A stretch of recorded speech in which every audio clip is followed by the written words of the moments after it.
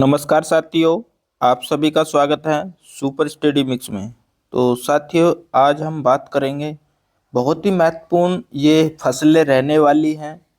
और ये साथियों, जो भी आपके एग्रीकल्चर के कंपटीशन के एग्ज़ाम आप देते हो, जैसे अभी एजीटीए का एग्ज़ाम होगा, यूपीटी मतलब यूपी टीजीटी पीजीटी, वे अन्य महत्वपूर्ण जो एग्रीकल्चर सेक्टर में होते हैं, तो उन सभी के लिए ये हमारी दोनों बैंगन और खीरा की खेती से संबंधित महत्वपूर्ण प्रश्नों में से कुछ प्रश्न पुटअप होते हैं।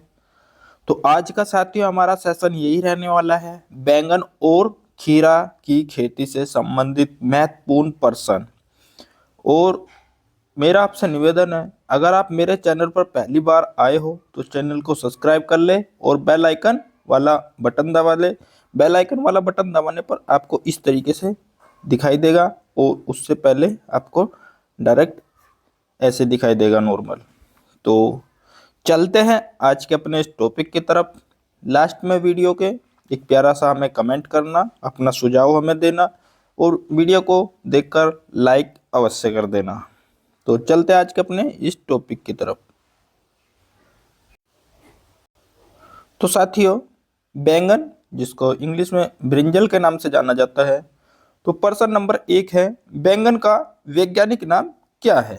क्योंकि साथियों, जो भी हमने अब से लगभग 37-38 जो क्रॉप पढ़ाया है, लगभग 32-33 था एग्रोनॉमी का, उसके बाद में हॉर्टिकल्चर से रिलेटेड भी, अब हम सब्जी से रिलेटेड बता रहे हैं। लगभग हमने 40 के करीब फसल पढ़ा दिया है। तो सबसे पहले तो साथियों हम बॉटनिकल नेम से शुरुआत करते हैं, फिर उसके आपके किस परिवार से हैं, और फिर साथियों उसकी बीज दर, और फिर उसमें प्रमुख रोग कौन कौन से लगते हैं, फिर उसके रोग कारक, रोग वाहक, ऐसे ही कीट कौन कौन से लगते हैं, कीटनाशक और उनके नियंत्रण के उपाय, और अन्य महत्वपूर्ण जो प्रक्रियाएं होती है, तो उन सभी पर प्रकाश डालते हैं। सभी फसलों के बारे में हम इस तरीके से प्रश्नों को पुटअप करते हैं। और महत्वपूर्ण जो वैरायटी होती है, महत्वपूर्ण समय बुआई का, और उनसे उत्पादन मतलब लास्ट में प्रोडक्शन कितना होगा, वो सब हम बताते हैं। या किसमें कौन सा आपका जैसे मान लिया किसी में कौन सी बीमारी लगती है, किस तत्व की कमी के कारण लगती है, तो इन सभी बिंदुओं पर हम फोकस करते हैं। तो आज का जो सेशन है हमारा बैंगन और खीरा की खेती से संबंधित है। ये तो साथियों मैं आपको इसलिए मैं बता रहा हूँ क्योंकि आप जब हमारी कोई भी वीडियो देखोगे तो उसमें आपको ये सब बिंदुओं पर महत्वपूर्ण हमारी टिप्पणी देखने को मिलेगी। तो बैंगन का पहला प्रश्न है इसमें, बैंगन का वनस्पतिक नाम, तो सोलेनम मेलोइनेजना। तो सोलेनम मेलोइनेजना इसका वैज्ञानिक नाम है। बात करते हैं प्रश्न 2 की, बैंगन का कुल है सोलेनेसी, और बैंगन का उत्पत्ति स्थान है अपना प्यारा भारत। फिर प्रश्न 4 है, बैंगन को कहते हैं एग पादप, तो एग प्लांट के नाम से भी जाना जाता है बैंगन को। प्रश्न 5 है, बैंगन के फल में पाए जाने वाला विटामिन है साथियों विटामिन बी। प्रश्न 6 है, बैंगन का मुख्य स्रोत क्या है? तो बैंगन जो मुख्य स्रोत है साथियों लोहे का है। प्रश्न 7 है, बैंगन की बीज दर, तो ये बहुत महत्वपूर्ण प्रश्न बनता है साथियों। बैंगन की बीज दर अगर हम सामान्य तरीके से बोएंगे तो उसमें 400 से 500 ग्राम प्रति हेक्टर के हिसाब से हमें चाहिए बीज दर। अगर हम कोई संकर वैरायटी लेंगे तो साथियों सीधी सी बात है, संकर वैरायटी पे हमारा जो बीज दर है उसकी मात्रा कम हो जाती है। तो 200 ग्राम प्रति हेक्टर के हिसाब से हम संकर वैरायटी की बीज दर लेंगे। अब प्रश्न नंबर 8 की बात करते हैं साथियों, बैंगन की 1 हेक्टर में रोपाई के लिए कितनी आवश्यकता होगी? तो 125 से 150 मीटर, मतलब 125 से 150 वर्ग मीटर की जरूरत पड़ेगी बैंगन की 1 हेक्टर में रोपाई के लिए। अब प्रश्न नंबर 9 है, बैंगन में छोटी पत्ती रोग का वाहक कीट क्या है? अगर बैंगन में छोटी पत्ती रोग लग गया है तो उसका वाहक कीट का नाम है साथियों सफेद मक्खी। प्रश्न 10 है, बैंगन का छोटी पत्ती रोग किससे उत्पन्न होता है? तो फाइटोप्लाज्मा के द्वारा होता है बैंगन का छोटा पत्ती रोग। ये बहुत ही महत्वपूर्ण प्रश्न है साथियों। मैं अब आप सभी से निवेदन कर रहा हूँ, जो भी मैंने अब तक वीडियो अपलोड कर दिया है खेती से संबंधित, उन सभी को आप देख ले। अगर नहीं देखोगे तो बाद में जब आप परीक्षा में बैठोगे, जब आपके सामने प्रश्न आएगा, तो उस समय पे मैं शायद याद आऊँ आपको कि हो सकता है कि अगर हम उनका वीडियो देखते तो हमारा ये प्रश्न मिस नहीं होता हमसे। और मैं बहुत लंबा ज़्यादा वीडियो में बनाता नहीं हूँ, वही 10-15 मिनट या बहुत ज़्यादा 20-25 मिनट का वीडियो मैं बनाता हूँ। और इतना आप अगर हमें बहुमूल्य समय निकाल कर अपना दे दोगे तो कहीं ना कहीं आप जो भी हम फसल पढ़ाते हैं उससे रिलेटेड जो भी पर्सन एग्जामिनर बना सकता है उन सभी को हम इंक्लूड कर देते हैं। तो सभी से निवेदन है कम से कम 3-3 4-4 बार इन वीडियो को देख ले, तो आपकी जो भी क्रॉप है जो हमने अब तक पढ़ा दी है वो सभी आपकी स्ट्रोंग हो जाएंगे। प्रश्न नंबर 11 है साथियों, बैंगन के लिए हानिकारक कीट, मतलब बैंगन के लिए हानिकारक है तो क्या है साथियों? पाले वाली अवस्था बैंगन के लिए हानिकारक होती है।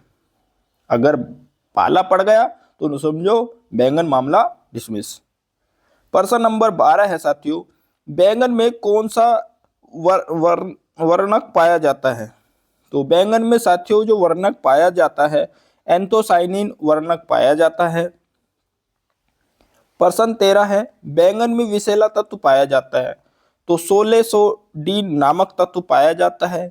ये साथियों अभी आपको प्रश्न ऐसा लग रहे हैं, हम जो एक एक क्रॉप ले लेते हैं तो उससे रिलेटेड जो भी महत्वपूर्ण प्रश्न होते हैं उनको हम बता देते हैं। लेकिन साथियों ऐसे ही प्रश्न आपके एग्जाम में पुटअप होंगे जब एग्जामिनर 4 ऑप्शन देता है और 4 ऑप्शन इस टाइप के दे देता है कि आपको लगता है ये सही होगा ये सही होगा। तो इसलिए ध्यानपूर्वक अगर कोई भी हमने फसल पढ़ाई है उसको पढ़ लोगे तो आपका जो सफलता की राह आसान हो जाएगी। प्रश्न नंबर 14 है, बैंगन का छोटी पत्ती रोग किससे उत्पन्न होता है? तो ये साथियों माइकोप्लाज्मा के द्वारा होता है, छोटा पत्ती रोग माइकोप्लाज्मा के द्वारा। और फिर प्रश्न 15 है, बैंगन की अति शीघ्र पकने वाली किस्म कौन सी है? तो पूसा पर्पल लॉन्ग है। पूसा पर्पल लॉन्ग जो वैरायटी है वो बैंगन की अति शीघ्र पकने वाली किस्म है। प्रश्न नंबर 16 की बात करते हैं साथियों। जो भी प्रश्न होते हैं साथियों महत्वपूर्ण प्रश्नों को ही मैं इंक्लूड करता हूं। प्रश्न नंबर 16 है, बैंगन की फोमोफिसिस और ब्लाइट रोधी किस्म है। तो साथियों जो फोमोफिसिस और ब्लाइट रोधी जो किस्म है साथियों, एक तो पंत सम्राट है और पूसा भैरव है। साथियों मैं आपको एक बात बता दूं, जो भी फसल की वैरायटी अगर किसी पे कोई कारण है, देखो कारण तो हर पर्सन पे होता है, लेकिन अगर किसी पे कोई विशेष कारण है, ये चीज आप ध्यान रख लेना, उसको आपको 100% याद रखना है। जैसे अभी बैंगन की फोमोस्पिस जो वैरायटी कौन कौन सी है, पंच सम्राट और पूसा भैरव, तो कारण आ गया साथियों, तो ये चीज आपको याद रखनी है। हालांकि बिना कारण का कोई पर्सन नहीं बनता है, लेकिन मैं आपको बता रहा हूँ विशेष कारण वाले जो भी आपके पर्सन बनते हैं उनको आपको 100% याद रखना है या कहीं पे नोट कर लेना है। अब बैंगन की शुष्कर्मी रोधी किस्में कौन कौन सी है? तो अर्का, नीलकंठ और ब्लैक ब्यूटी। तो ये चीज आपको याद रखना है साथियों। जो ब्लैक ब्यूटी है अभी लगभग एक हफ्ते पहले जब मैं अभी क्षेत्र में गया था, भ्रमण कर रहा था, तो एक ऐसे ही प्रगतिशील किसान थे वो बेचारे, तो उन्होंने जो क्षेत्र में लगभग 10 से 15 उन्होंने क्रॉप्स अपने क्षेत्र में लगा रखी थी। तो उनके बारे में मैंने डिटेल भी वीडियो भी बनवाई थी उस बारे में। तो उन्होंने साथियों ब्लैक ब्यूटी वैरायटी का नाम भी लिया था। तो देखो जो खेती करते हैं तो वो वैरायटी वगैरह भी अच्छे से जानते हैं। तो ब्लैक ब्यूटी उन्होंने वैरायटी का नाम लिया था, तो मुझे बड़ा अच्छा लगा कि अगर इन्होंने बैंगन की जो वैरायटी बो रखी है तो उसका नाम भी इनको पता है। तो अब बात करते हैं साथियों प्रश्न नंबर 18 की, बैंगन का तना एवं फल भेदक कीट है तो ल्यूसी नोडेस अर्बोनेलिस। तो बैंगन का जो तना व फल भेदक जो कीट है उसका जो बोटनिकल नेम है तो उसको साथियों ल्यूसिनोडेस अर्बोनेलिस के नाम से जाना जाता है। डायरेक्ट एग्जामिनर पूछ लेगा कि ल्यूसिनोडेस अर्बोनेलिस किस फसल से संबंधित है। तो अगर आपको याद होगा साथियों, अगर एग्जामिनर को पेपर हार्ड करना होगा तो वो ऐसे ही डिफिकल्ट शब्द को लेकर पर्सन को बनाएगा। अगर डायरेक्ट पूछ लेगा तो सीधा हिंदी में नाम लिखेगा, मतलब हिंदी में ये भी लिखा हुआ लेकिन ये इसका बोटनिकल नेम लिखा हुआ है। तो ये चीज़ ऐसे पूछ लेगा। जैसे प्रश्न नंबर 19 में भी आपको समझ में आएगा, बैंगन की पत्तियों के ऊपरी सतह को खाने वाला कीट हाड़ा बीटल। तो देखो साथियों इसमें और इसमें कितना अंतर हो गया। तो ऐसे वो प्रश्न आपसे पूछेगा। तो बैंगन की जो पत्तियां के ऊपरी सतह को खाने वाला कीट है साथियों उसको हाड़ा बीटल के नाम से जाना जाता है। प्रश्न नंबर 20 की बात करते हैं, बैंगन की पत्तियों का रस चूसते हैं तो कौन कौन से कीट चूसते हैं। जैसे साथियों सफेद मक्खी, लीफ होपर, ये याद रखना है आपको, लीफ होपर पत्तियों का रस चूसने वाला कीट है। प्रश्न नंबर 21 है, बैंगन में फाइटोप्लाज्मा द्वारा फैलती है तो लिटिल लीफ व्याधि यानी बीमारी। तो बैंगन में जो फाइटोप्लाज्मा द्वारा जो फैलती है लिटिल लीफ बीमारी फैलती है। प्रश्न नंबर, बीमारी बोल दीजिए या रोग बोल दीजिए साथियों एक ही बात है। बैंगन में कवक के द्वारा फैलता है फोमोस्पिस ब्लाइट। तो यही चीज याद रखना है कि फाइटोप्लाज्मा द्वारा क्या फैल रहा है और कवक के द्वारा क्या फैल रहा है। एग्जामिनर आपसे इसी चीज और इन्हीं कारण को पूछ के एग्जाम को हार्ड बना सकता है। तो ये चीज आपको याद रखनी है तभी आप सफल हो पाओगे। मेरा उद्देश्य आप लोगों को समझाना है, आपका अच्छा परफॉर्मेंस कराने का उद्देश्य है मेरा। अगर मैं चाहता तो डायरेक्ट क्वेश्चन इसमें लिखे हुए हैं मैं पढ़ देता, लेकिन उसका कोई मतलब नहीं बनता है। सामने वाले बंदे को कंडीशन समझ में भी आना चाहिए। प्रश्न नंबर 23 है, फोमोस्पिसिस जो ब्लाइट है को रोका जा सकता है तो किसके द्वारा या किस नियंत्रण के द्वारा रोका जा सकता है फोमोस्पिसिस ब्लाइट को। तो जो कार्बेंडेजिम है साथियों 2 ग्राम प्रति लीटर पानी के घोल से इसे रोका जा सकता है। अब बात करते हैं साथियों, जो भी बैंगन की फसल से संबंधित जो भी महत्वपूर्ण प्रश्न बनते थे उनको मैंने इंक्लूड कर लिया है और आप सभी के समक्ष पेश कर दिया है। इस बीच में अगर कोई महत्वपूर्ण प्रश्न आपको लगे तो हमें कमेंट बॉक्स में उसको बताना, उसका आंसर भी बताना। बाकी अब हम नेक्स्ट जो प्रश्न जो हमारी जो क्रॉप है खीरा, जिसको साथियों कुकुम्बर के नाम से जाना जाता है, अब हम इसके बारे में जो भी हमारे कुछ महत्वपूर्ण प्रश्न बनते हैं तो उनको हम पढ़ लेंगे। जबकि देखो खीरा जानते सब है, ये सलाद वाली फसलें हैं और सब्जी वाली फसलों में इसकी गिनती होती है। तो इसके बारे में नाम सब जानते हैं खीरा, लेकिन इसके बारे में जानकारी बहुत कम लोग जानते हैं, अंदरूनी जानकारी कम जानते हैं। जैसे प्रश्न नंबर 1 है, खीरे का वनस्पतिक नाम। तो कुकुमिस सेटाइवस, कुकुमिस सेटाइवस इसका बोटनिकल नेम है। फिर बात करते हैं प्रश्न नंबर 2 का, खीरे की बुआई का समय है साथियों फरवरी और मार्च। फरवरी और मार्च इसका बुआई का समय है, क्योंकि साथियों आप जानते हो खीरा जो है आपका रबी खरीफ जायद 3 प्रकार की हमारी फसलें होती हैं, 3 मौसम की, और 3 मौसम की फसलें होती हैं और तीनों ही मौसम में साथियों ये आपका जायद वाली फसल है। बात करते हैं साथियों खीरे की बीज दर रखी जाती है। तो जो बीज दर की बात है साथियों 2.5 किलोग्राम प्रति हेक्टर के हिसाब से इसकी जो बीज दर रखी जाती है प्रति हेक्टर के हिसाब से। अब बात करते हैं साथियों प्रश्न नंबर 4 की, खीरे में पौधे से पौधे की जो दूरी रखी जाती है लगभग इसको साथियों 1.5 समझिए, मतलब चलो मैं इसको डायरेक्ट ऐसे ही बता रहा हूँ, 1.5 से लेकर 0.5 की जो एक डिस्टेंस है उसको रखते हैं। अब साथियों ये चीज़ आपको समझ में नहीं आने की मैं बता दूं।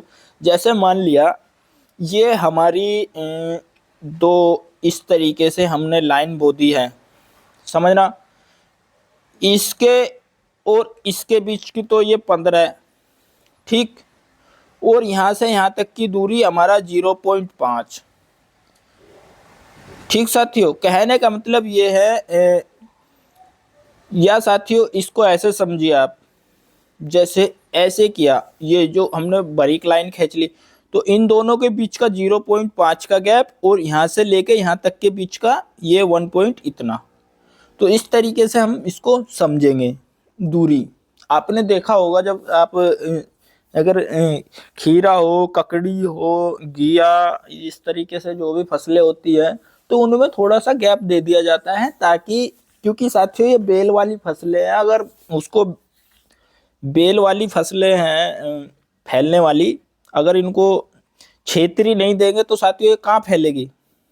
तो इसलिए इनको थोड़ा सा दूरी पर बोया जाता है, ताकि एक कुछ जो क्षेत्र हो जाए, खाली पड़ा हो क्षेत्र, तो उसमें ये अपना फैलकर जो भी फल अपना प्राप्त करे।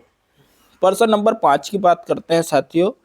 प्रश्न नंबर 5 ये है, दिवस निष्प्रभावी व पॉली हाउस के लिए उपयुक्त पौधा है। तो साथियों खीरा, अभी आवास सत्यापन में ड्यूटी लगा हुआ है, तो एक मेरा ग्राम पंचायत ऐसा है, तो उसमें साथियों जो भी है किसान भाई है वो खेती और सब्जियों के प्रति बड़ा अच्छा रुझान रखते हैं। देखना एक दिन मैं वीडियो उसमें भी अपलोड करूंगा। तो वहाँ पे साथियों पॉली हाउस से रिलेटेड उन्होंने, अंदर तो मैं देख नहीं पाया लेकिन मैं दूर से ही जब निकल के जा रहा था तो उन्होंने पॉली हाउस में उन्होंने छोटे छोटे पौधे लगा रखे थे। वो मैं समझ नहीं पाया ये कि मतलब ऐसे ही निकल के गए तो दूर से ही देखा था। तो उस पर भी वीडियो मैं बनाऊंगा, 1-2 दिन में टाइम मिलेगा, तो टाइम का अभाव है। बात करते हैं साथियों प्रश्न नंबर 6 की। खीरे में मोजेक वायरस रोग किसके द्वारा फैलता है। तो ये साथियों एफिड द्वारा फैलता है, मोजेक वायरस। और मोजेक वायरस की बात हो रही तो कहीं ना कहीं साथियों ये वायरस द्वारा भी होता है। प्रश्न नंबर 7 है साथियों, खीरे में कैल्शियम की कमी से होने वाला रोग है। तो पीलो रोग का संबंध खीरे से है, और ये किसकी कमी से होता है साथियों, कैल्शियम की कमी से। प्रश्न नंबर 8 की बात करते हैं साथियों, खीरे में कैसा पुष्प रूप पाया जाता है। पुष्प रूप जो पाया जाता है तो ये द्विलिंगी पुष्प रूप पाया जाता है खीरे में। प्रश्न नंबर 9 की बात करते हैं साथियों, खीरे की मादा लिंगी किस्म कौन सी है। तो पूसा सहयोग है। ये देखो कितना अच्छा कारण आपको समझ में आ गया होगा। ये साथियों खीरे की मादा लिंगी है, तो मादा लिंगी किस्म आपको याद रखना है पूसा सहयोग। अब बात करते हैं साथियों प्रश्न नंबर 10 की, खीरे की अन्य प्रचलित की जो किस्में हैं कौन कौन सी है। जैसे जापानीज, लॉन्ग, ग्रीन, पाइनसेट, शीतल, बालम खीरा, ये साथियों खीरे की अन्य प्रचलित किस्में हैं। तो आई होप आज का जो सेशन है वो काफ़ी आपके लिए यूजफुल रहा होगा, और काफ़ी कुछ आज आपको सीखने को मिला भी होगा। थोड़ा सा वीडियो की लेंथ है, थोड़ा बढ़ गया है, लेकिन साथियों अगर हमें थोड़ा सा टाइम गवा के समझ लीजिए, या अपना उसमें उसमें बिताकर समझ लीजिए, अगर हमें कुछ सीखने को मिल रहा है तो हमें थोड़ा टाइम देना चाहिए। तो इसका हल्का सा वीडियो का लेंथ थोड़ा सा लंबा हुआ है, लेकिन लेंथ से कहीं ज़्यादा आपको बहुत कुछ इस वीडियो के माध्यम से सीखने को मिला भी होगा।